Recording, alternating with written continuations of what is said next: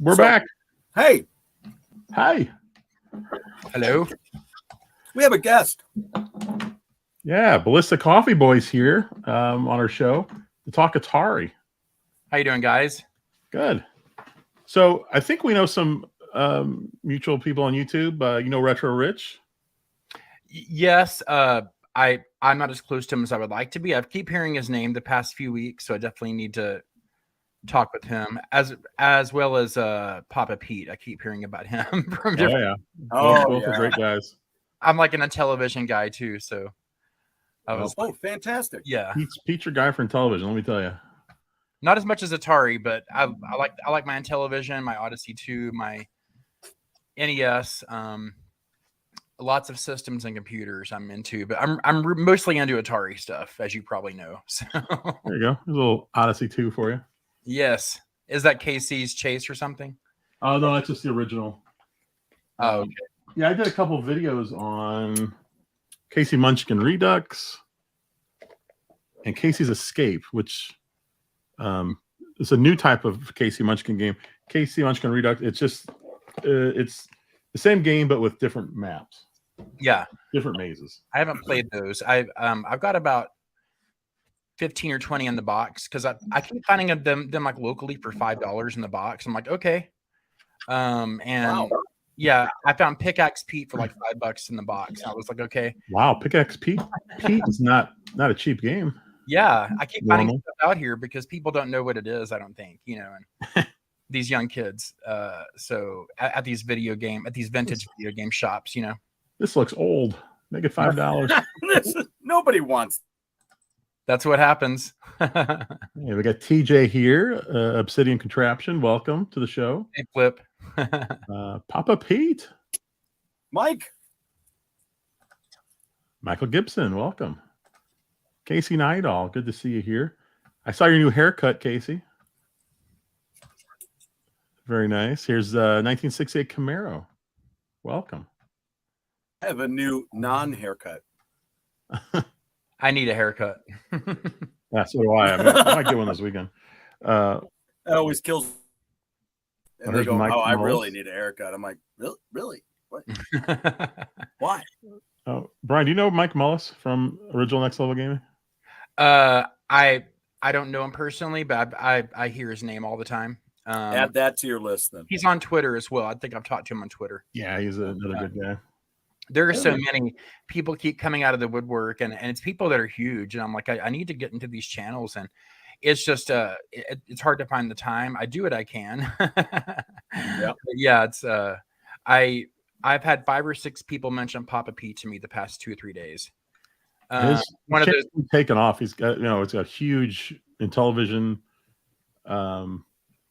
base of knowledge, and he also just put out a pickup for an original pickup show for original Xbox, which he also collects for.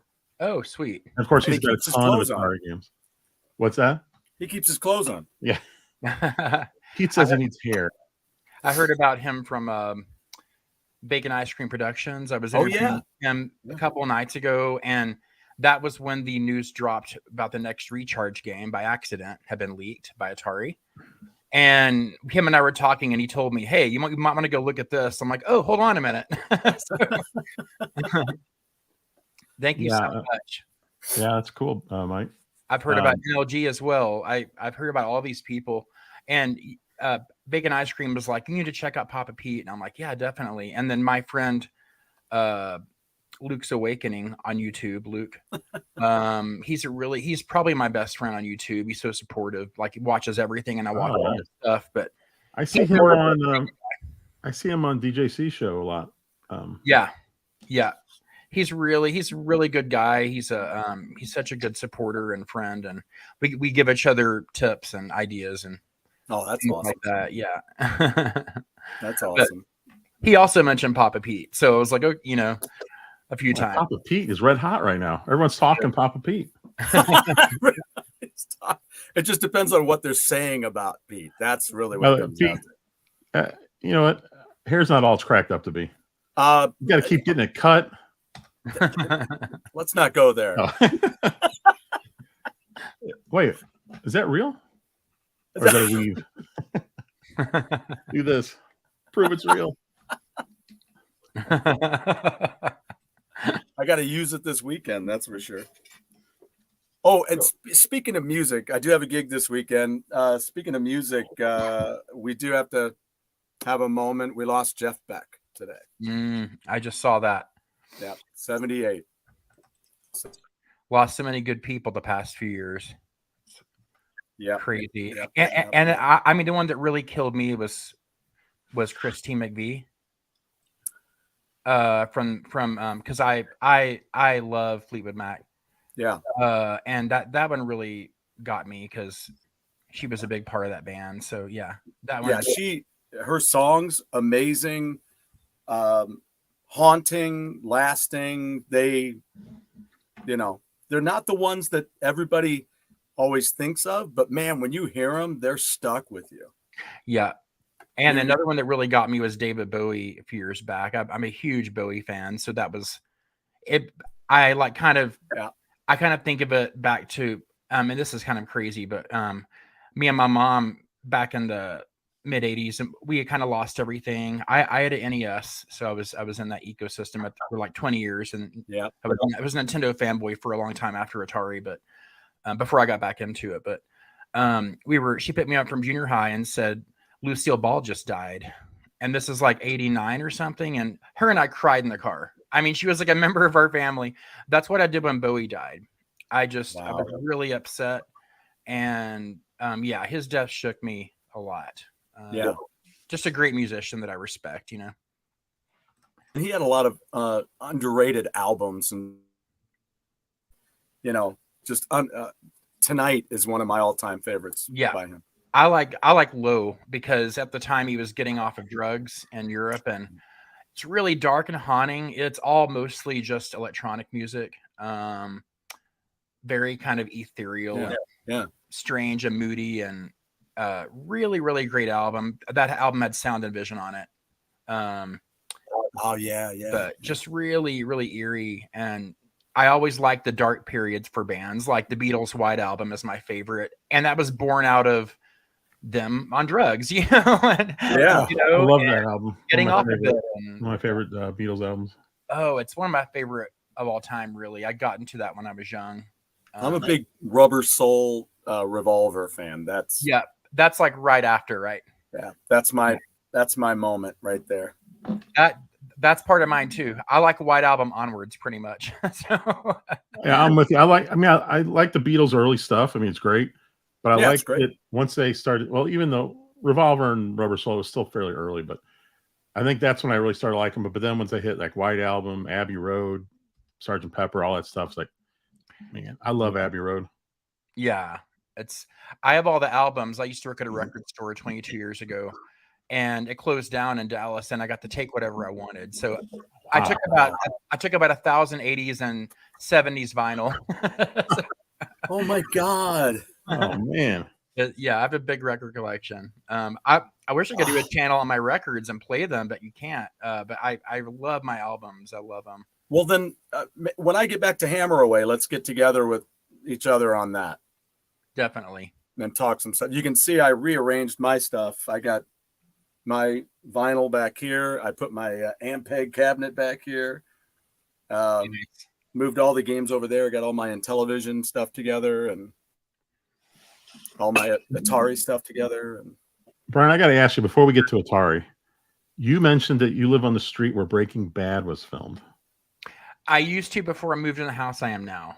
It's kind of crazy, but wow. I my name's Ballistic Coffee Boy. I worked in the coffee business for over 20 years. I worked for Starbucks for 13 years. Oh, wow. I that as a manager, and I left in 2014 to get the job I have now, which I love. But I had lots of great memories too. My last store was here in Albuquerque in this area called Nob Hill, not San Francisco Nob Hill, but our Nob Hill, and it's on Route 66, and it's where all the the nightclubs and stuff used to be back in the day. Now it's kind of the trendy part of town, but it's the Starbucks there. We used to have the cast of Breaking Bad used to come in. And I didn't know who they all were because I wasn't watching the show. I was working 2 jobs at the time and I didn't have time. And so I actually remember waiting on them, and then I mean Bryan Cranston never came in, but one day Jesse came in, the guy that plays Jesse, and I was like, I've seen him before, and all my coworkers were like, he's in Breaking Bad, and the show used to rent the entire street next to our Starbucks for a whole day, like a major street, and do all their car chases right there, and you'd hear madness going on. And then I realized I started watching the show, and I was like, oh my god, I've waited on all these people. Oh, this car wash is like half a mile from where I live. That's crazy. I started seeing parts of town. I was like, oh yeah. And then the Pollo Loco place in the show is actually a place here. It's a fast food restaurant. Can't remember the name of it. Oh, Twisters. Wow. And so it was renovated to be that place. And then the car wash here, it's like a regular, like a car wash, and they like redid it for the show, you know. Yeah. But it's cool to see all these places around town, and they just wrapped up Better Call Saul, and I also saw them filming that here. Wow. Also at that Starbucks, Neil Patrick Harris came in one time because he like lives out here. He grew up out here. And I was so petrified because when I was 12 or 13, I remember him from Doogie Howser, right? Yep.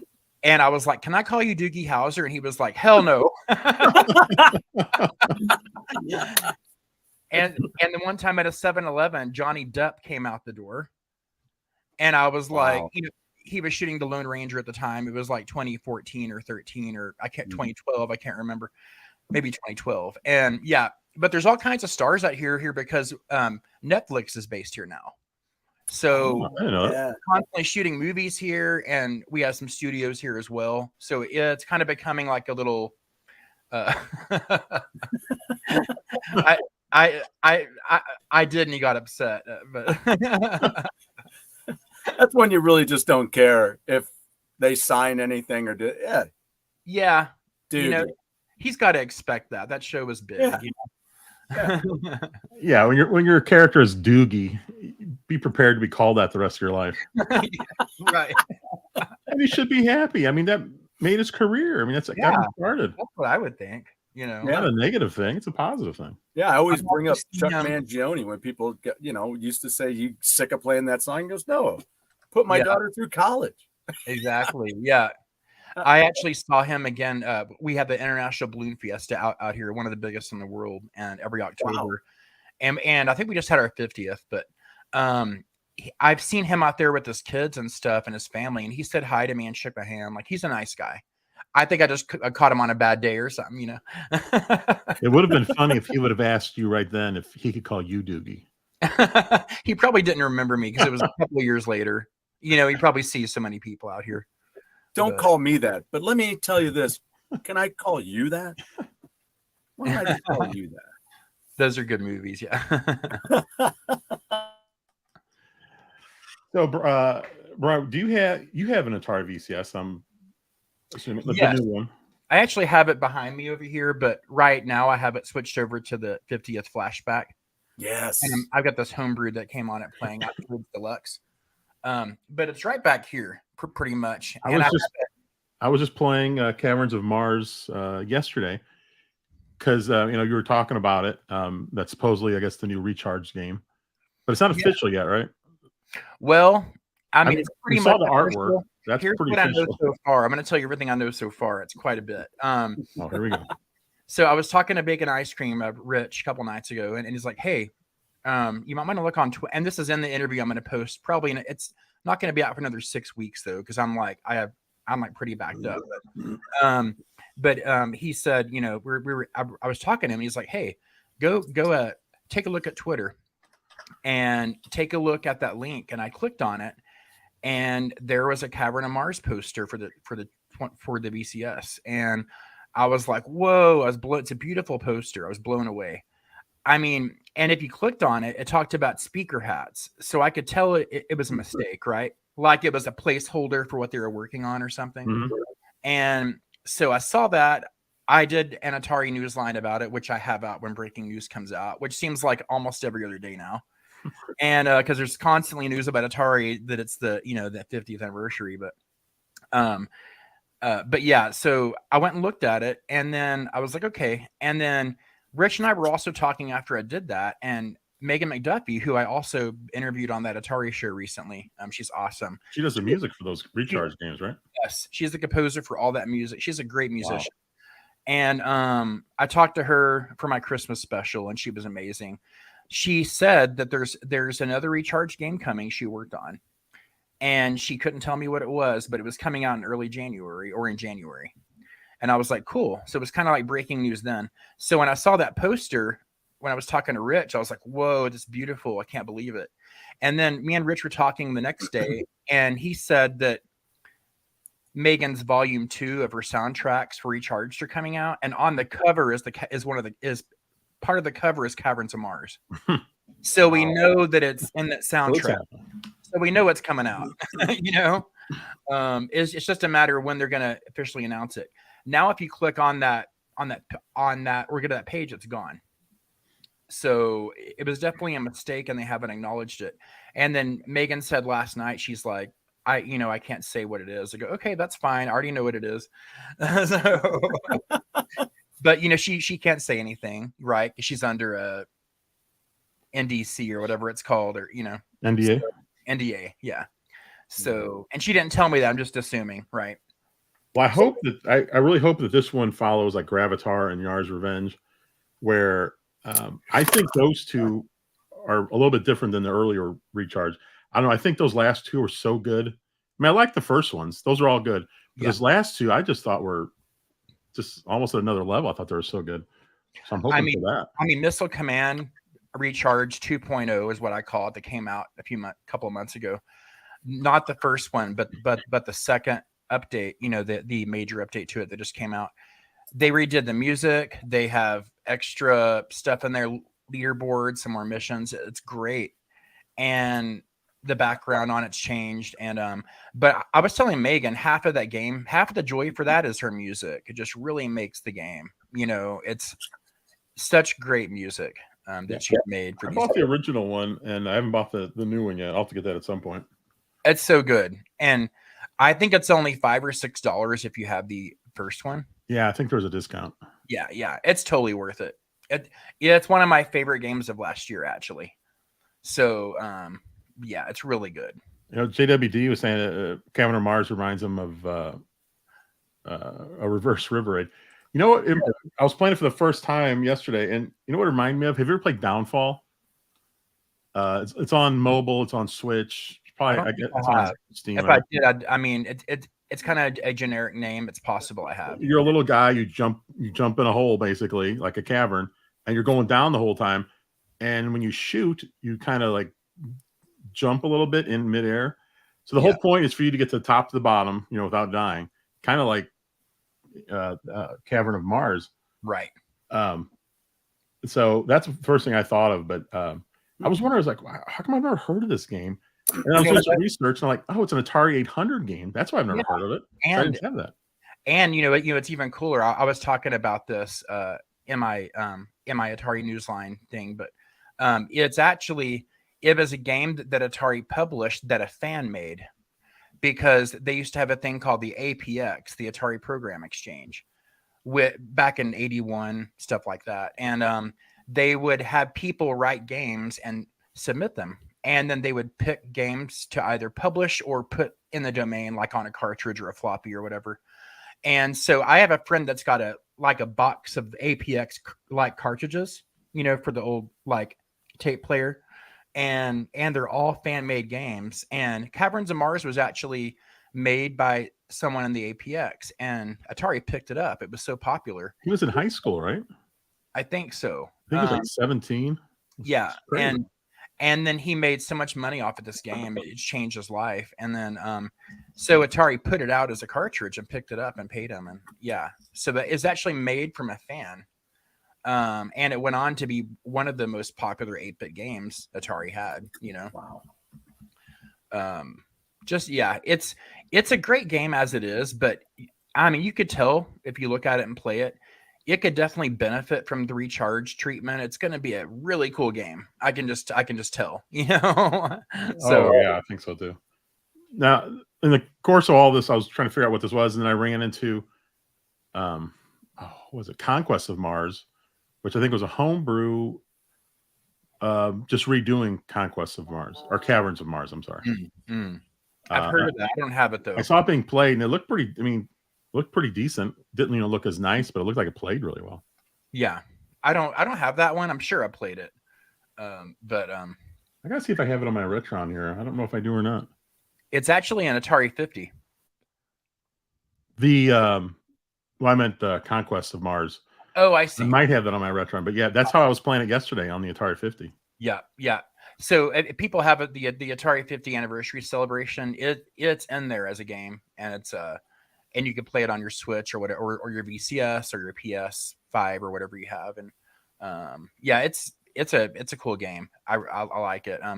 But I mean, you could tell it could definitely use some updating. So yeah, it's going to be interesting what they do. I was blown away with Yars Recharged. I wasn't expecting that. It's that game. I love the original. It's iconic to me, but this is like a whole other game, and it's great though. It's based on it. And Howard Scott Warshaw is also working on a sequel to Yars Revenge right now for Atari, from what I understand. Oh, nice. So that's going to be a game that comes out this year, I believe. And then, we also know that there are about 15 or 16 more games in the pipeline for the VCS and for other consoles as well. And I know that, the Caverns of Mars Recharged is one. And then also there's the Howard Scott Warshaw Yars game. And then we also, Orange Pixel has said they have more games coming out. So, and we know some of the ones that they released have sequels, like Heroes of Loot 2, things like that. So a few of those are definitely those as well. This should be quite a nice year for Atari fans. Yeah. And this My Arcade announcement was also cool. I totally wasn't expecting that kind of came out of nowhere. Yeah, I didn't expect that either. Let me put that. Let's see. Do I have this? I see you have the micro player on the screen there. I think that's I'm gonna put here's the thumbnail. So I did a poll on the community tab here, and oh hey, the Game Station Plus, of course, was like 70-something% of people wanted that the most, and then the Pocket, I think it was like 20-something, and then the rest were a little micro arcade here. Now, I have an Atari handheld from, I don't know if it was My Arcade. I'm not really sure who it was. It might have been At Games. It's black and orange. Do you have the little handheld one? I brought this one. It's kind of dusty, but I brought this one. This is my Arcade Dig Dug arcade. Oh, nice. So the micro player is going to look just like this, basically. And same size and everything. Yeah. And the front you click and it lights up.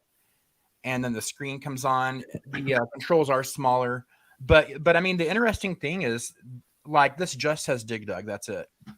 So the Atari micro player is going to have 100 games in it. So that's quite a cool deal. I wasn't sure what they were going to do in the beginning when they first started talking about it and leaking stuff, because all the My Arcade small like arcades I have like this only have 1 or 3 games on it. So it's kind of like a little worried, like, is it going to have like all the mainstays, like just Combat, Missile Command, things like that? Or is it going to be different? And I'm so glad that it's got Atari 50 branding and that it's got 100 games on it. That's kind of unheard of for their machines. I thought it was kind of strange that this little micro arcade game has Atari 2600 games. It's an arcade game with old Atari games. Yeah. Well, not even Atari arcade games, just 2600. I know. Apparently it's going to have 2600, 5200, 7800, and we also think arcade games in it. For which one? I think all of them. Now, I don't know 100%, but I do know the Game Station Plus there has all of that. Yes, they do. It's got arcade games as well. Like iRobot. I'm sorry. I thought one of these had 2600 only, and I thought another. I'm talking the handheld and the micro. It's between possible. those. It's possible. I'm not 100% sure, but the Game Station, I think he saw a tweet. I was watching somebody. Oh, it was Gen X Grown Up. He had a video and he was showing. Someone sent him some pictures from CES, and on there, very clearly was Activision boxing. I'm like, yeah, Activision. So that's not going to be the only Activision game. That's for sure. Exactly. Yeah, the Game Station has someone had said, I think it was maybe you, that you saw boxing in there and stuff. I was trying to look at it. I was tired that night. I was trying to pick out what games I could see. I also posted that that video that Gen X was talking about. It was kind of posted around YouTube, and I'd seen that, and then I went to their Instagram, on My Arcade's Instagram, and it was gone. So I actually found it on someone else's Instagram and YouTube, and just copied it and replayed it, since it had been shared so many times, But yeah, I think I posted that the last night of CES or whatever that had come out. I don't know. Did you see the Rexer show video when he was interviewing somebody from My Arcade at CES? I didn't. It was interesting. He did actually answer a few interesting questions. For Game Station Plus, well, for all these, he said, "Are those the frogs from? Remember the Pink Panther show had a little frog cartoon? Is that the frogs? Yeah. I think that is. Oh, that's pretty cool. Like Slimer from Ghostbusters to me. So this guy said there's no SD cards on any of these things. Yeah. And I know it's going to upset some people. The joysticks do not spin, which I didn't think they would since they got that trigger on it. Yeah. That'd be kind of awkward. And he said the Game Station Plus was going to be $100. That's not, I was worried about that. That's not bad because, and I was going to talk about this other stuff too. I brought some products that My Arcade's had out that are kind of similar to these. Now the first one kind of relates to what you're talking about there. It's the Game Station Wireless. Now I did a review of this on my Christmas show I had out. But it is 300 games with it and 8 Data East games. Yeah. Now, here's the problem with this. The 8 Data East games are fine, but the other 300 games are like free internet games. Like really, like there's one called Curly Monkey that's on here 5 or 6 times. It's like one of those 301 things, right?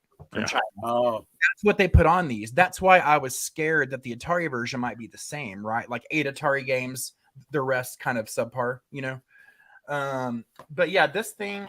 So I'm pretty sure the Atari version is going to be kind of similar to this. But let me just show you kind of how big it is. And that's what I sent all of you guys. It's pretty small. It's about this size. Yeah. So this is probably what, like around the size the Atari version is going to be, maybe longer, and then it came with these wireless controllers too. Huh. And this went for $60 at the time. Wow. Now I got this for $10 off of eBay a few weeks ago. So I got a really good deal. So $60 for 300 games that are real games, not these kind of knockoff games, is a good deal to me. Also, my Atari Flashback up here cost about $130 from like Europe, and that's available in the US now actually through Amazon. Yeah. Now it was JWD mentioned there's a lot of Activision games. I downloaded that list and I was looking at it, and he's right. There are a lot of Activision games on the Flashback. The Atari 50 Flashback. Yes, and I have it playing behind me here. It also has homebrews. This is a homebrew called Asteroids Deluxe that's playing.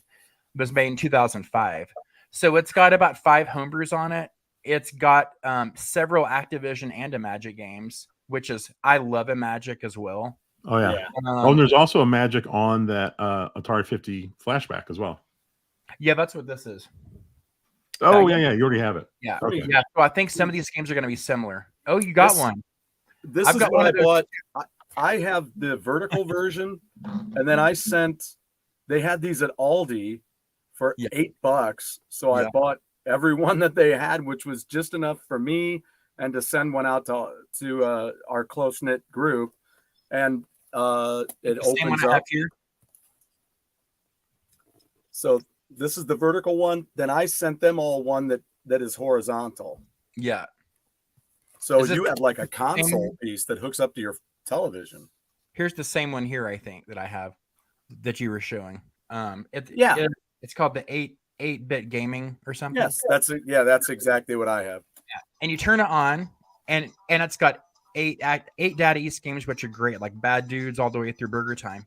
And then if you scroll, it goes over to Vanguard, which is not Atari Vanguard. It's some other game.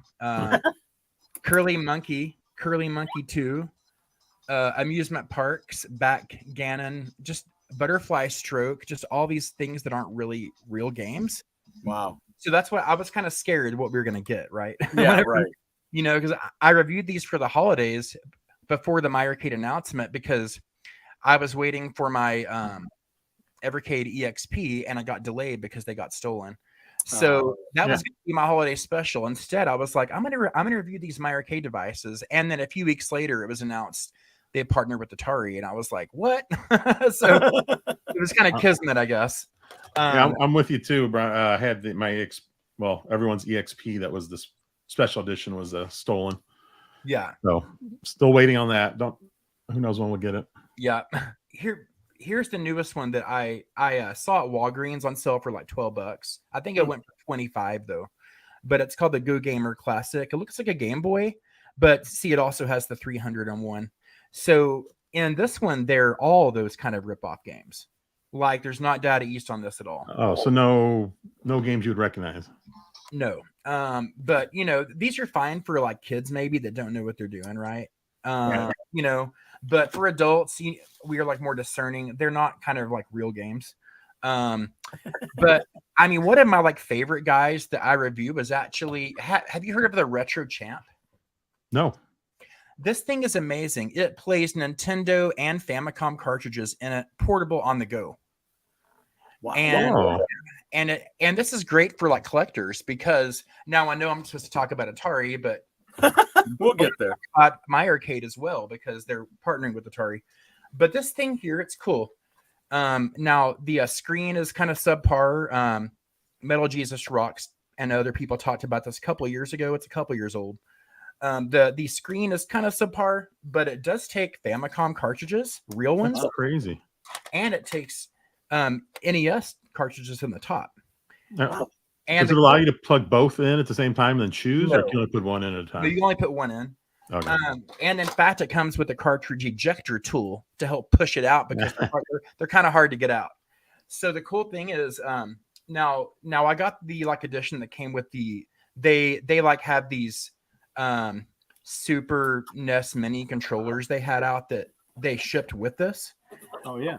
And they're wireless. So is you put the game in, turn it on, and you know, I would say the screen, you know, is subpar, but if you're collecting in the wild, you can play games in the store using this thing to make sure they work, right? Or whatever, at garage sales, or just take it with you in the car.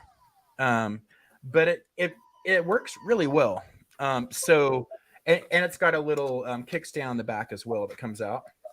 But wow. This is probably my favorite product they've had out before the Atari ones were kind of announced, you know, right? And I already know I'm going to love them because I'm a big Atari fan. So, but this is probably my favorite device. This I think you can get on eBay for like $120. And it comes with controllers and everything. It's been out a couple of years, but that's probably one of my favorite items they've had out that I reviewed. Who was it that makes the handheld unit you can put your Super Nintendo games in? Oh, is that you're talking about the Super Boy? Maybe that's what it is. That sounds familiar.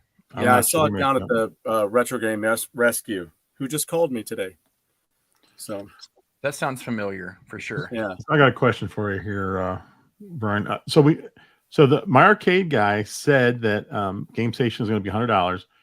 So based on all the stuff you've bought in the past, what do you think the Pocket and the little arcade here will cost? Now I know that they have like similar of the Pocket. Now I don't have a Pocket player. I just purchased one from eBay the other night, the Pac-Man one for like $20. Yeah. But so they have one like that for Pac-Man. It's got Pac-Mania, Pac-Man, and some other Pac-Man game on it.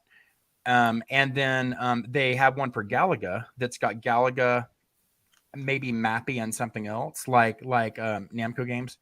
And then there's one for like Bases Loaded, I believe. but those only have 3 games on them, and this is going to have 100, right?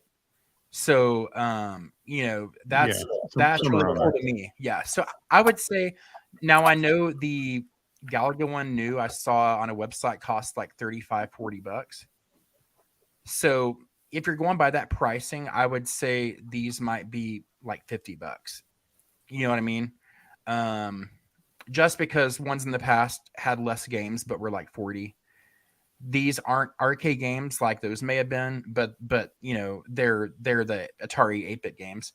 I would say maybe 50 or somewhere around 50 for both of those. The guy from my arcade also said that these are coming out, I guess all of them at the same time in June. And pre-orders will be about 30 days before. Yeah, so sometime in May. Yeah. Yeah. Well, that's breaking news to me, so I'll report that when I can. That was a video I watched from the Rexer show.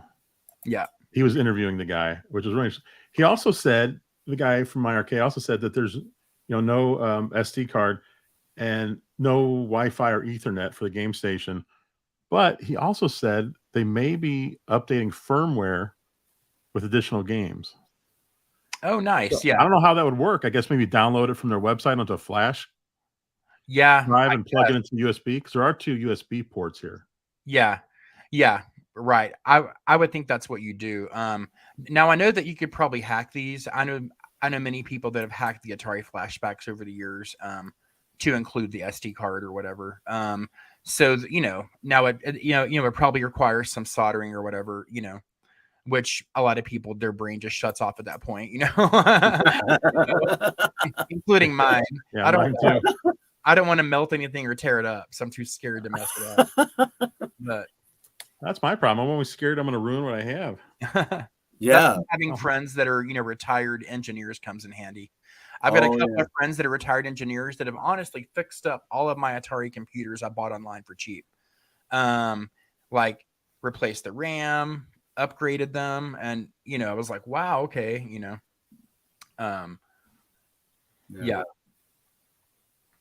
I'm not sure if they're made by Power A, but they're very much like the Power A because the My Arcade, I got the version that came with the 2 wireless controllers, like the combo pack, and I think those were made.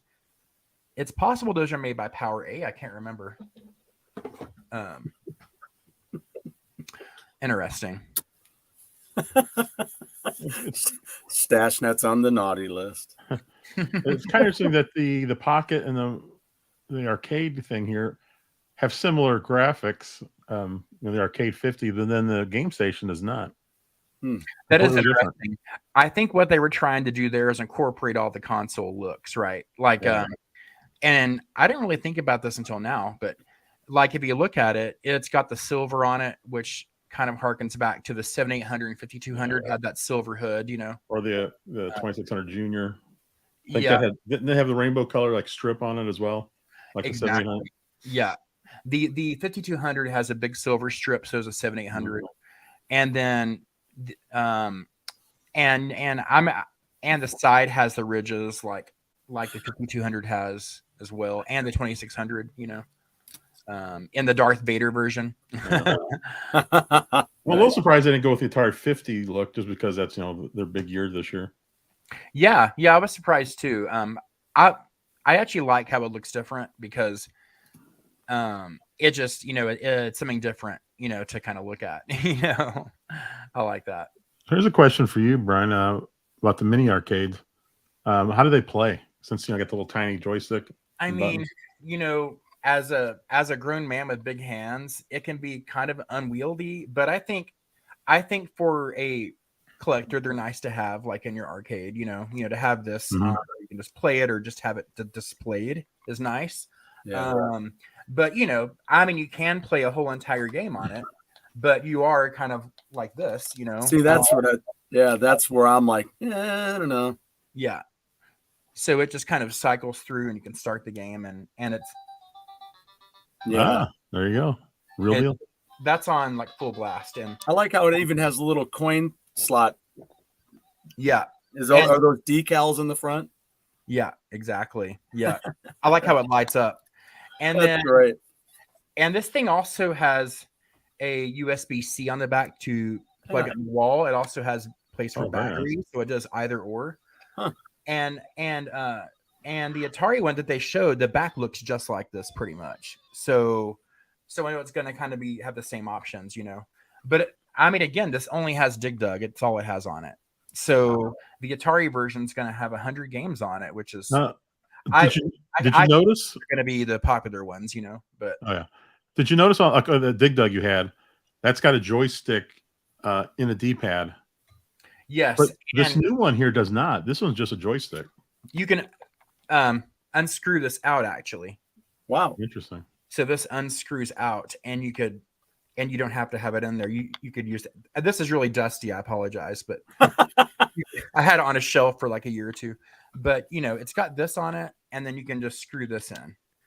So I guess I have a dusting cloth. If you'd like, while you have it out, you can just clean it right there. And I actually did a video about this. Well, 3 or 4, and I was doing a video of this, and it was so dusty. I was like, man, that's embarrassing. But I didn't want to redo it. It was late, so I just went ahead and But yeah, it's not bad. I mean, I think mostly for collectors, right? Yeah. To display on shelves and stuff. Yeah, or like a gift for a Atari fan or a gaming lover would be cool, But and I mean, it depends on how much. And it depends on how much they cost. If it's not too big of a price point, it's great to have on the shelf. It looks cool. And then if somebody's kid is, interested in, they're like, oh, that's cool, and you're like, well, you can actually play it here, Exactly. Yeah. I'm curious how much the design is going to be different in this one compared to that one, just because, like I was saying, on this one here, so you got a joystick, but there's no D-pad at all. Yeah, so that's probably not going to screw out, I would guess. Yeah, I wouldn't think so. So I wonder if anything else is different about this. I mean, it's got a B and an A button, whereas this just has a pump button to pump and Dig Dug. That's what that's for.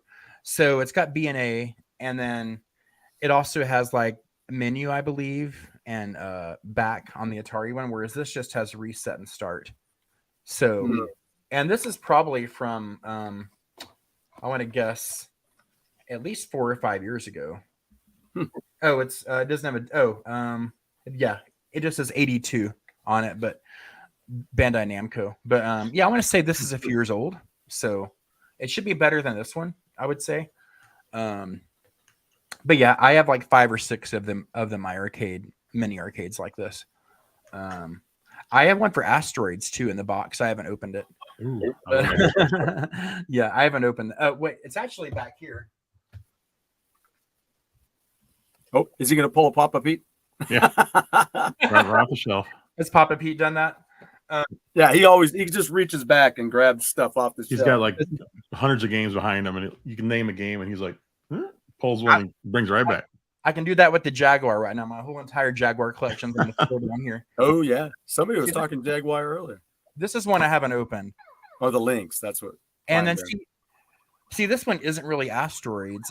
And actually, this I don't think this is a My Arcade. No, it's Basic Fun. So this is a different company, but kind of the same concept. But as you can see, it's not real Asteroids. It's like a LED version or whatever, Oh, okay. It's not real, but I do collect some of these for my favorite games and stuff. But I want to say that My Arcade is probably my favorite manufacturer of these. Because it seems like they put so much love and detail into it, and like this Dig Dug, I'm not sure.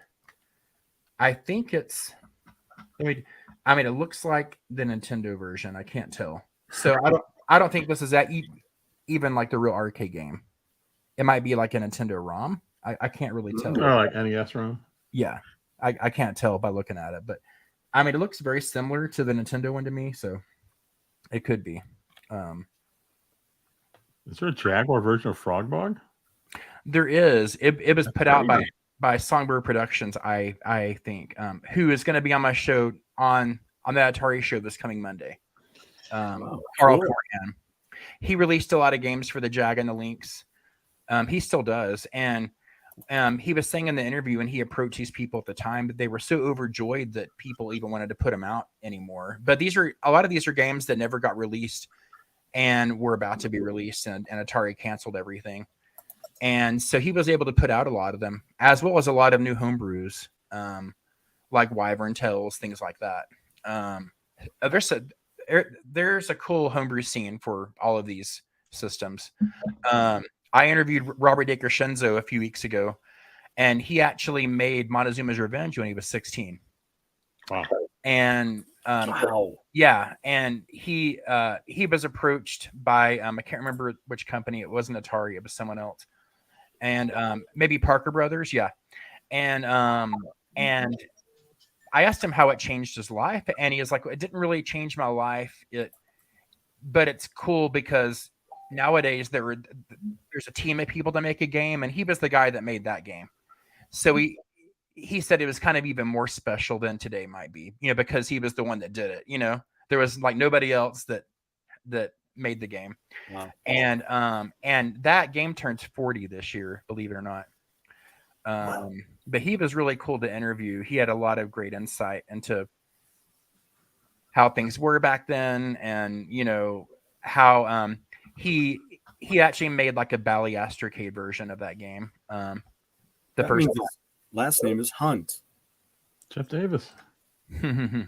So Papa Pete just sent me a picture. He has a Dig Dug mini arcade. Look, I don't even see. Look how small. Oh my God! Oh, it almost looks like an ornament. Those are I think those are they had some that were like keychain versions. It's probably a keychain version. That's pretty cool. Oh yeah. It looks like I've got one for Pac-Man, I think. Maybe Miss Pac-Man upstairs. Just gonna have to be checking on Amazon again. Yeah. So Yeah. How excited are you for these new pieces of hardware here coming out?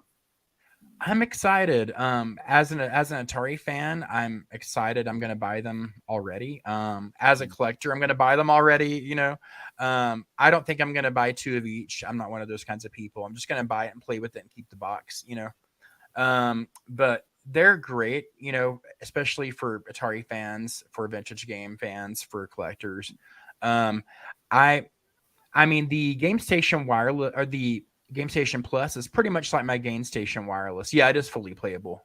But yeah, it's pretty much, it's pretty much a flashback, console is kind of what it is. And, I wish it did have internet connectivity so you could do upgrades to it and over Wi-Fi. But so it is kind of like a self-contained flashback. Is pretty much what it is, in my opinion. What's this? That was a strange thing when he said no Wi-Fi, no Ethernet, but we can do firmware updates. And literally all I can think is just plugging a flash drive into the Game Station Plus. I would guess. This one over here, I'm not sure if it's going to be like this one, but this just has a micro USB plug, an AV out, and on and off, and that's it. So there's really no way into this, but it also has that. This here is probably kind of like the side of the Atari one or whatever it looks like, But yeah, and then something else I didn't like about the Game Station Wireless is the controllers are they're so cheap and hollow. Like it feels like a toy. You know what I mean? Yeah.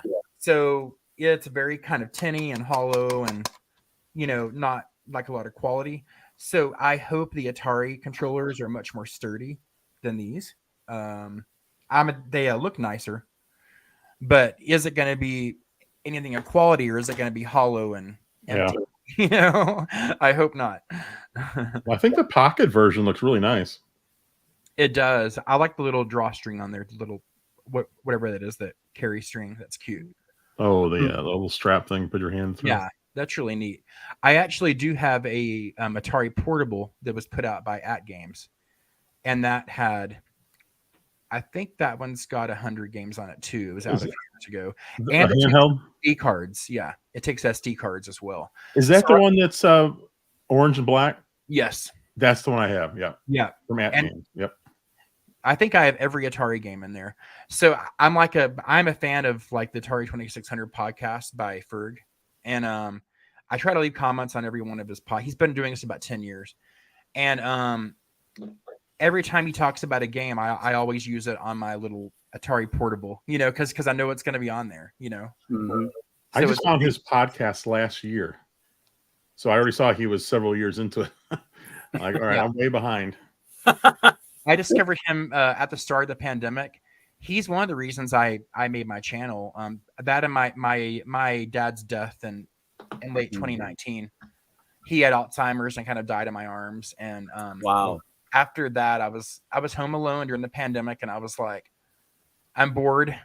And I went down a few YouTube rabbit holes. I found all kinds of videos. I discovered Ferg's podcast, listened to every episode. I went back like 8 years and listened to all of them while I was walking my dogs every day. Wow.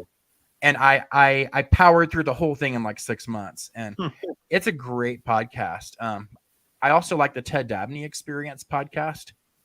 That's a really great one that's kind of newer, and lots of great interviews. They interview everyone with Atari that you didn't know was alive. It's like, wow, So yeah, it's really great I'm a big champion of podcasts.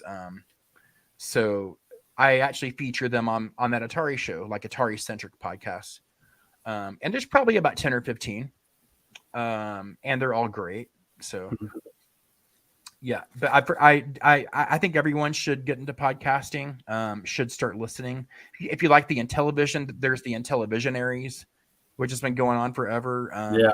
Papa Pete was just on the last episode. Oh wow, okay. Yeah. Very, very nice. Yeah. He's getting around. Right. He's friends with those guys, so Don't tell his wife that. Saboteur, they haven't really announced the games list. I mean, they've shown a box that had a few of the games listed, just the classic Atari stuff, Missile Command, Asteroid, stuff like that. Yeah. And if you go online and find some videos from CES, I said I was watching the Rexer show and he had a video, and in the background there was it was being played. I don't think it was really hooked up. I think it was more of just a video that they made for that CES show. And if you keep pausing and looking, you can see some more games, and that's where I saw the Activision game. And yeah. So no, there hasn't been a list yet. You can go on Atari's Twitter, and I think that they retweeted, or I retweeted it, but there's a picture of the Game Station Wireless with game screens under it, and you can look at it. I saw iRobot was one of the games. That's an arcade game. I saw Roadrunner for the 2600, which is one of my favorites.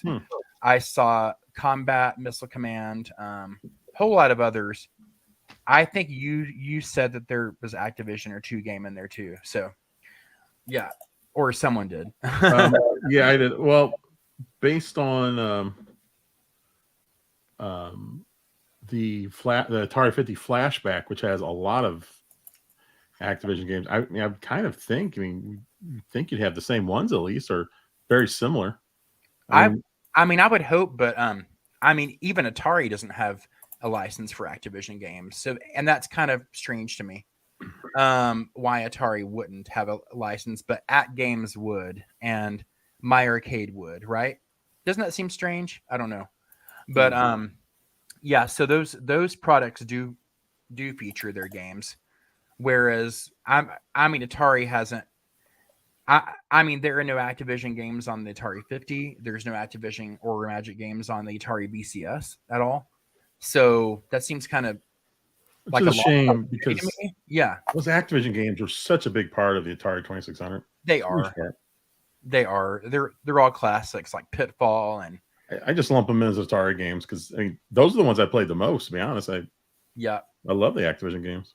Robot Tank is one of my favorites. I love Robot Tank because you have the weather is also an adversary. You have it raining, it's fog. There's fog. There are other tanks shooting at you. There's like a pitch black scene. It's a great game, and it kind of picked up where Battlezone kind of left off, right, or whatever. So Activision, a lot of their games were kind of made to be like other games, like Kaboom is actually like Avalanche, the Atari arcade game Avalanche.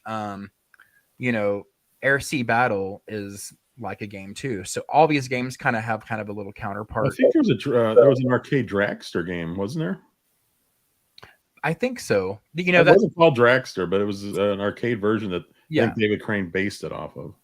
Yeah. And I'm not a big fan of Dragster. There's not a lot to do in the game. So it's weird. It's a 7-second game, literally. I mean, it kind of is. What's cool, and I think I put that on the little handheld that I had for Atari, because I kept playing over and over, because I don't know, it gets like, some people play it and like, this is stupid. Other people get hooked on it because you can hit one button, you're back into the race. It's like boom, it's like one after another. Yeah. I've tried getting the score for the patch for that. I mean, I can't do it. It's so hard. Yeah, I bet and it's funny. I did an episode on one of my series called No Filter about Atari racing games, and I actually talked about that game, and I like the cover much more than the game. On that cover is awesome. I love it. But there are things like Indy 500. There are Enduro is my childhood favorite. I played the hell out of that in '83 with my older sister. We played that every day for like a year. We love Enduro. It's one of my favorite games on the Atari 2600. And my favorite racing game from back then. But just so many classics. I also did a special on the Magic games. There's quite a few Magic games I love. There's like Laser Gates. There's Cosmic Arc, which I love. The alien abduction game. What is Laser Gates? It's a fun game. It's kind of hard to describe. Wait, was that for Atari 2600? Yeah. Really, I've never heard of that. Yeah. What would you say before that? Cosmic Arc? Oh yeah, Cosmic Arc is one of my favorites. I love that game. Love Cosmic Arc. It's so cool. Atlantis is another one. Oh yeah, that's good. Demon Attack. That's a classic. Yeah, definitely classic games. And then Attack was on everything back then. It was, and what's cool is the Intellivision had games that weren't even out for the Atari from a Magic, like Beauty and the Beast was on the Intellivision. That's really good. And I found that on the box at a garage sale for $5 a couple years ago. I took it home and I'm like, wow, this is actually fun. You know? But it's kind of like Donkey Kong a little bit, you know. But yeah, there's some great games on the Intellivision. Oh yeah, Pete mentioned Cosmic Arc is it is the unofficial sequel to Atlantis. It's the same ship. Was it the same ship that flies away at the end? Yeah, it's supposed to be the same ship. Yeah, I thought that was cool. A little cool piece of history, you know. Demon Attack was even on the Odyssey 2. What's funny about Demon Attack, the first computer my dad got me when I was 8 in like 83 was the TI-994A from Texas Instruments, and they had Super Demon Attack, which we owned back then. And it's kind of the same game, but not really. It's got this eerie music, but it's got some great graphics. So I actually grew up as Super Demon Attack. Oh, wow. Nice. Which is a clone, you know. But yes, yeah, he's right about that. I'm gonna have to binge Papa Pete's channel. I already know I'm gonna like it. Yeah, he'll be there a long time, trust me. Yeah. You said he's so charming. He has his clothes on most of the time. Is that what you said, Viking? He always has his clothes on. Although, yeah, below the way, I don't know. You know, that's why the cat is always naked. Yes, the cat is always. This is why I don't stream, because I'm 47 and I show butt crack doing everything. I'm so scared to stream. And then, you know, before you know it, there's Bubba's butt crack, you know, for everyone to see. That's why I don't stream. Well, when I stream, I make a rule. I don't get up. Don't get up. Exactly. Because you never know when you forgot to put pants on. You don't know what's going to fall out or whatever. You know? Jeff. You muted your mic, but you didn't put on pants. Although if you weren't wearing pants and the views went up, then you'd be pretty proud of yourself. What's the matter? They couldn't hear me. The bigger they could see you, dude. Yeah, Cosmocraft is great. Whatever works. Oh, and here it is. Here, I got to ask you, Brian, what's your thoughts on this movie? Rise of Skywalker. Yeah. Well, wait a minute. Did you watch it? Did I watch it? Yeah. I don't think I have, which is sad. Yeah, no, it's not. I haven't either. But I was there. I remember whenever Return of the Jedi came out when I was a kid, and Empire Strikes. I'm a Star Wars fan. I just haven't seen that one. Oh yeah. Well, it's terrible. You probably never should. I also heard the. Pete, don't make us put you in a timeout. I'm gonna put that boy in a timeout. Coco, his cat Coco, he has several cats. But his cat Coco sits in the basket most of the time, and she fills up the basket like she's a huge cat. So she just like lays in there and it goes. Whoop. Man, she's freaking hilarious because of the little things that she does. She's like 20 pounds, I think. I've got a big cat too.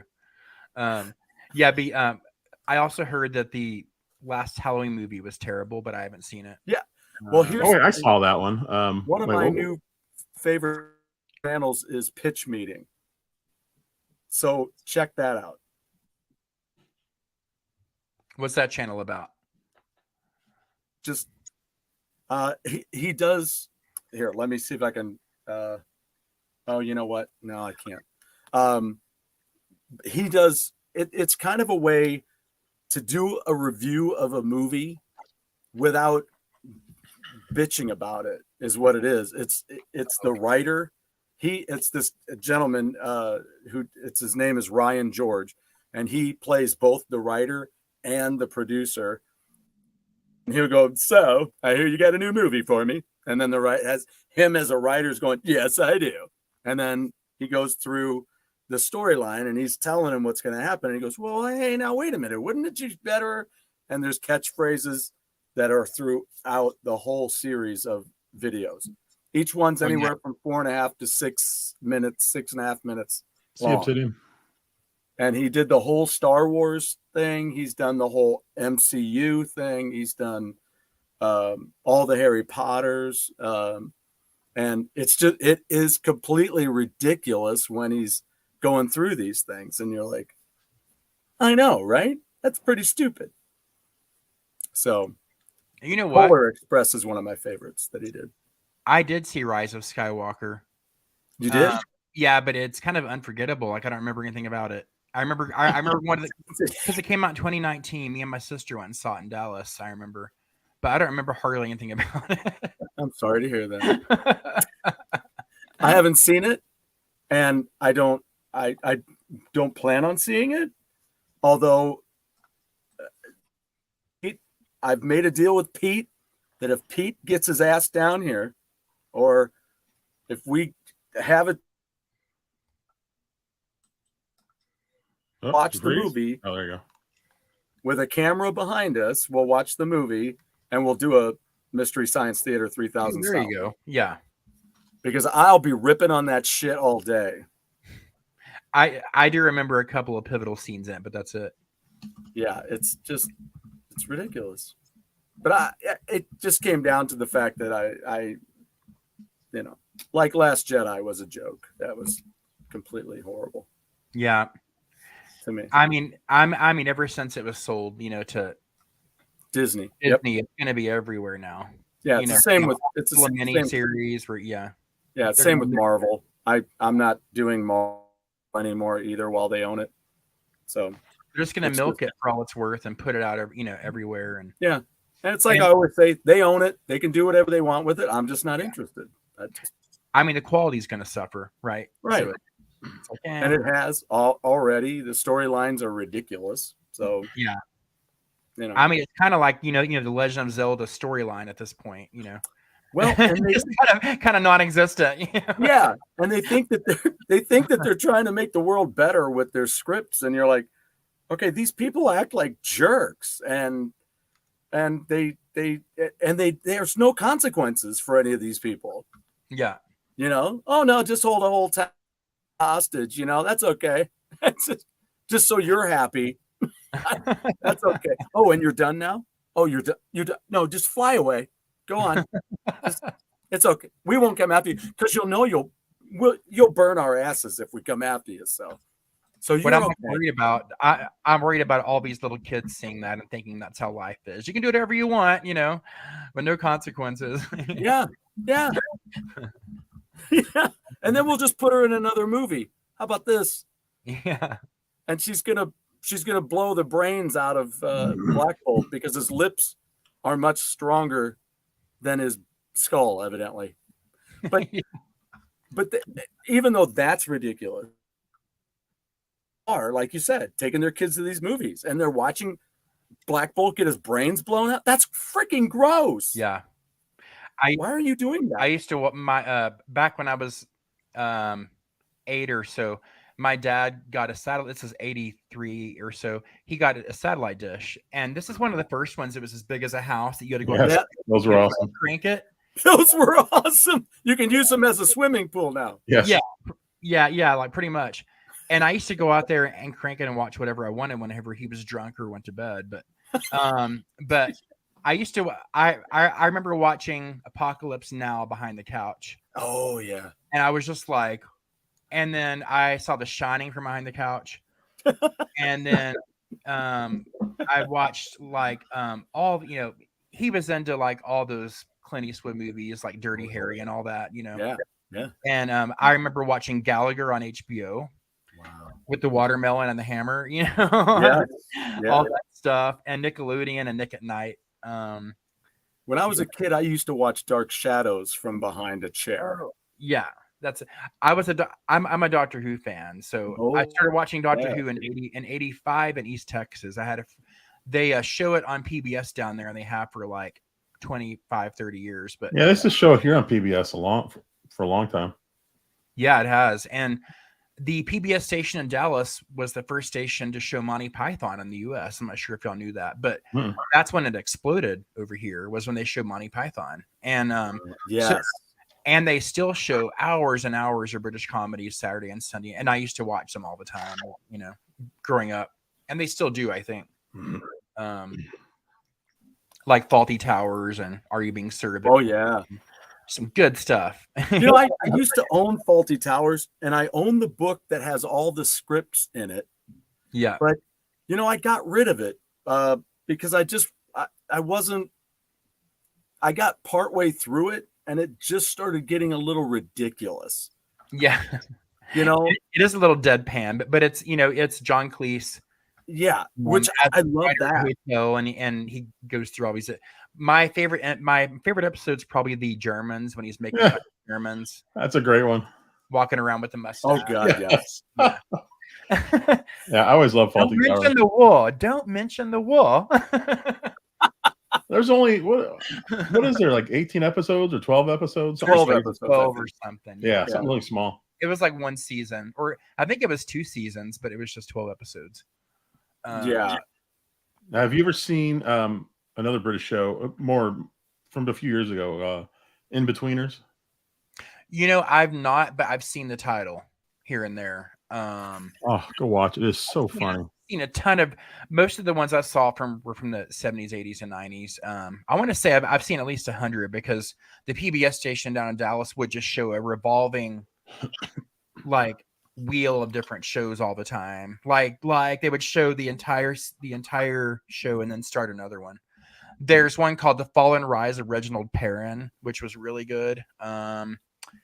With this, I think the guy's name was like Lassiter in it. He's like a famous British comedy actor. Okay. And then Are You Being Served, of course, Keeping Up Appearances. There's so many. Absolutely fabulous. Abpab. I remember that on Comedy Central when it first started, and 93 or 4 on DVD of it. And I love that series. And they just stopped it a few years ago. They actually had some specials out over the years. Yes. Yeah. That's a great show. Yeah. I put the link in here for a pitch meeting. It's for the Men in Black episode that he did. Oh, cool. I'll check that out. Yeah, definitely. But I get such a kick out of it. It's one of those things though that I love watching one right after the other. But some people, I take it one way, but like Christine, my wife is like, I'm like, okay, just because he's ripping on every freaking movie that we all like, or we grew up with, or or whatever, like the new Top Gun. There's the new Top Gun out there. He's got an episode on that, and he's not wrong. Yeah. And I still like these movies. I still like Maverick, and I still like Batman. But when you think about them, like he did one on Batman Returns, right? With the second Michael movie. And he's like, okay, so then the bat signal goes off, but they got it rebounding and reflecting, and it shows up in his house. And he's like, hey, no, so wait a minute. How do they know where he lives? They don't know who he is. Doesn't that just let everybody know? A spotlight in his living room. I'm like, hey, yeah, I never thought about it that way. Yeah, the second movie is actually one of my favorites. I saw that in the theater, I think in high school, and like in 92 or 3, and yeah, it's one of my favorites. It's kind of, I like how they made it slightly corny, like the old series, right? On like the old TV, it's kind of corny like the TV series was. Yeah. Yet I didn't agree with how, because I'm just not okay, how do I say this? I'm a fan of Burton's creativity. Yeah. I just don't live in that world.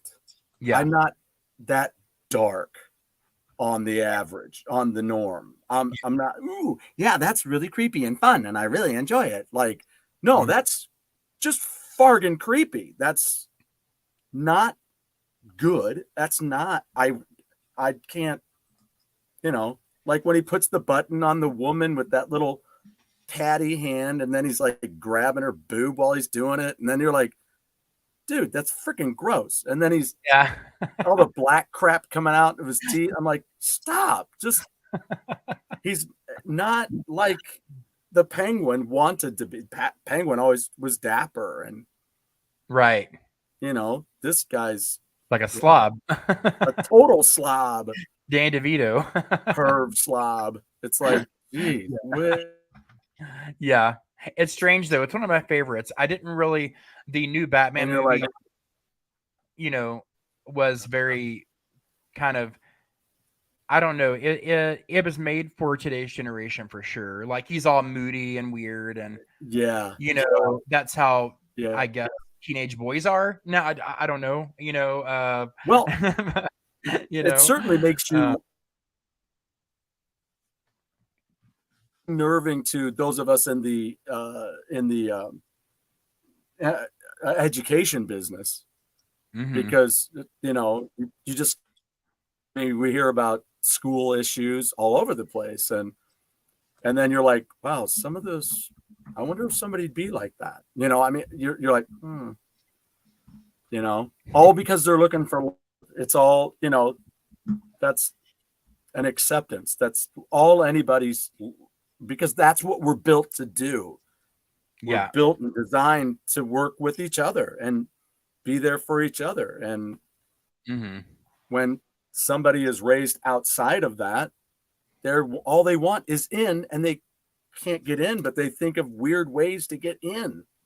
Yeah. And you're like, that's not the way to do it. But I know that you don't understand how to do it. I get it. Right. Your wiring is misdone because of what you've gone through. So it's sad. Yeah. But I wasn't a big fan of the new Batman movie. It was kind of like he was a moody teenager, and that's not Batman to me. It was more of like a 2022 version, kind of the like me generation kind of Batman. I didn't really care for it. I didn't care for it, but it was visually nice. Yeah, because Batman's right. Because Batman's pretty much outside the norm. He's not like that. Yeah. He was like, I mean, the Batman in the more recent movies, kind of like I mean, it seemed like a spoiled little rich kid, and I don't know. Maybe he's supposed to be like that. I don't know. Because he was rich, right? Yeah. And he was a rich kid, but he was much more introverted and kind of all about himself and his hairdo, and I don't know, I just didn't like it. Yeah, I get it. It was very different. It's kind of like Phil Man when they did Man of Steel. And people are like, that's just so. And you're like, I don't know. It's just kind of edgy. It's different. I don't know. I didn't hate it, but there again, I got tired of Zack Snyder. Yeah, and all of his slow motion. Yeah, so, exactly. Like, let's speed it up, people. Let's get to the end. I was gonna say, my friend Born is in chat. Born Distracted. He was talking about he had already being served in his collection. I was like, cool. That's a great one too. British comedy. But yeah, I wanted to say hi to him. He's a great supporter too. He's a good guy. Yeah, Born's here a lot as well. Got Grogu. So Brian, tell everyone about your channel. Like what kind of material do you do? Shows. It's kind of changed over the past couple of years, but it's I have a show every Friday called Ballistic Coffee Boy, which is just me and vintage gaming stuff, from Nintendo to my arcade cabinets to Atari and just everything in between. I did an episode on the Odyssey too. I did, and I've got a lot more stuff planned coming up too. So that's kind of my main kind of retro gaming channel every Friday. It comes on around 9 a.m. PST, 12 p.m. EST on Friday. And is that live? No. Okay. It's all pre-recorded. And then every Monday at the same time, but on Monday at 9 a.m. PST, I have that Atari show, which I started doing last summer because I decided to focus on Atari, and which is a passion of mine.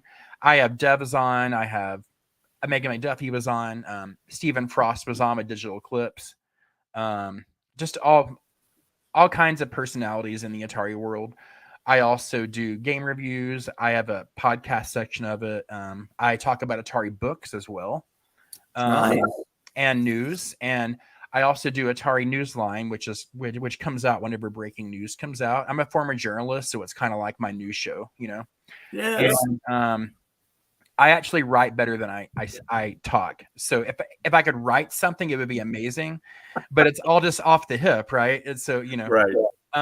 And then I also have 3 other series that kind of revolve. I have one called Read the Freaking Manual, where I talk about manuals and box art for games, because I'm a big collector into all that. And then I also do No Filter, which is my gameplay show I do, where I just show gameplay.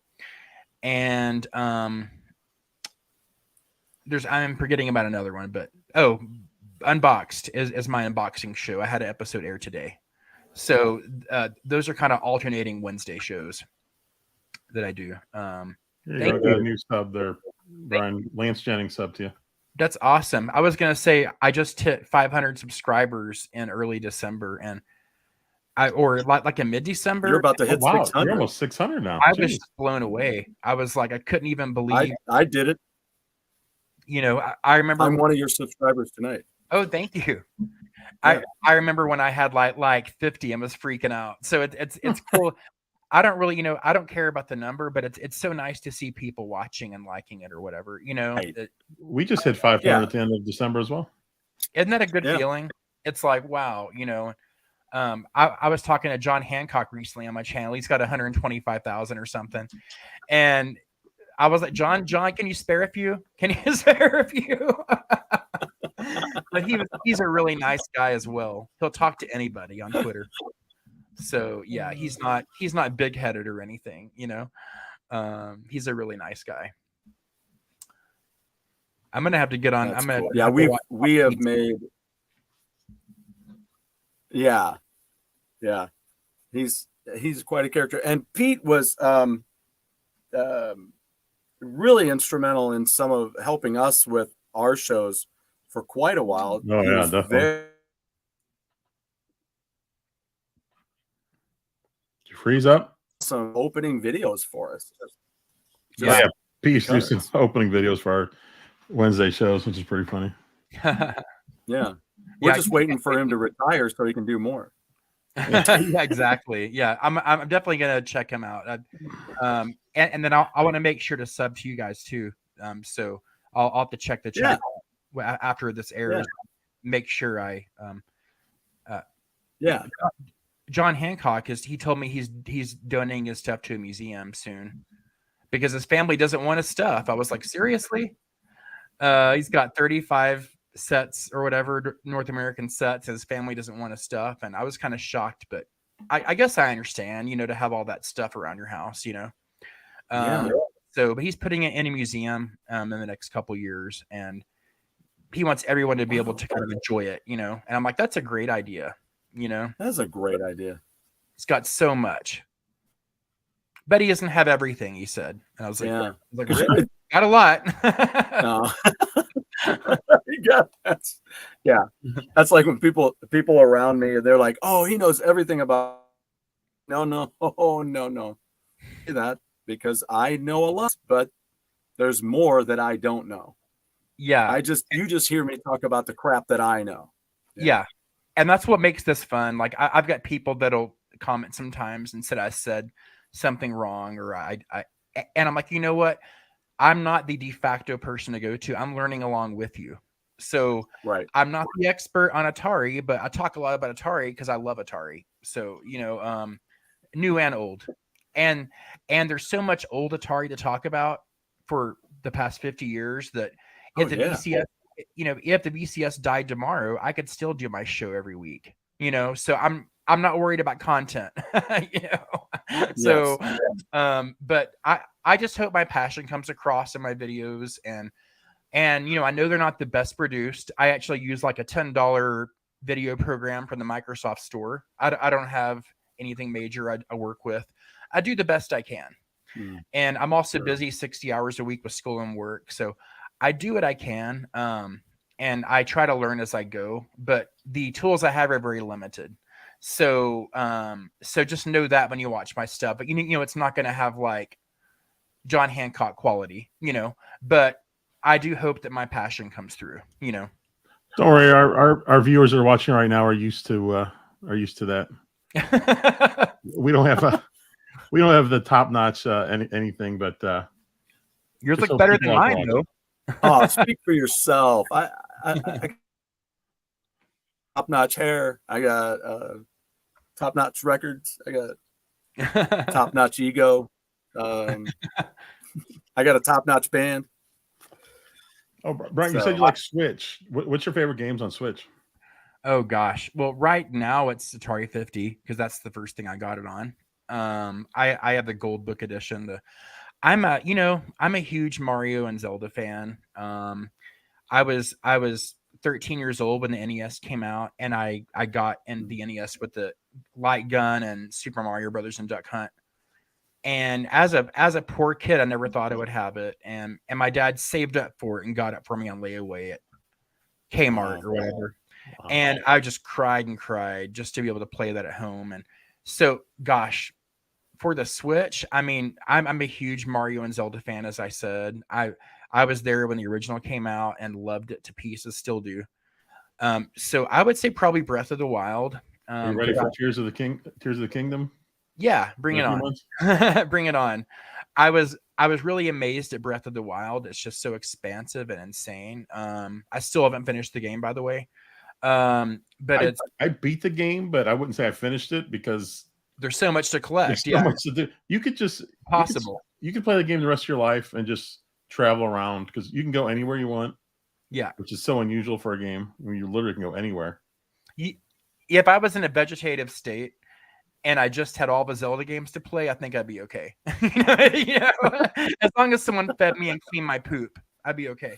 I don't know if you got the DLC for Breath of the Wild, but on the DLC, one of the things they have is like a little tracking system for the map. Yeah. So it draws a line everywhere you've been, which is awesome. Love that. Yeah. I hope Tears of the Kingdom has that out of the box because that is so neat. Because I mean, I put in, I don't know, over 100 hours, and when I look at the map, it's like I've hardly been anywhere. Yeah. Oh, I know it's such a big game. But I didn't play. I actually didn't play. I didn't play. What's the one that came out for the Switch that was on the GameCube? Oh, no, Skyward Sword. Skyward Sword for I never played that until I played it on the Switch, and I freaking love it. Yeah. It's a great game, and I actually think that the new Zelda is going to incorporate some qualities from that game, such as the flying and everything, from what I hear. So I think maybe, but they showed some. Well, they showed him, diving off of a cliff or something, kind of like in Skyward Sword. Right. I was amazed at Skyward Sword. It's a great game. I never played it before. My favorite, because I had all the handheld devices for 20 years too. My favorite portable Zelda game is probably the Minish Cap, which is made by Capcom, actually. I know. That's a great. I remember getting that when it came out. I still love it. So any Mario game or Zelda game I buy, I love all of Nintendo's franchises. What about this one? Which one? Worst Zelda games.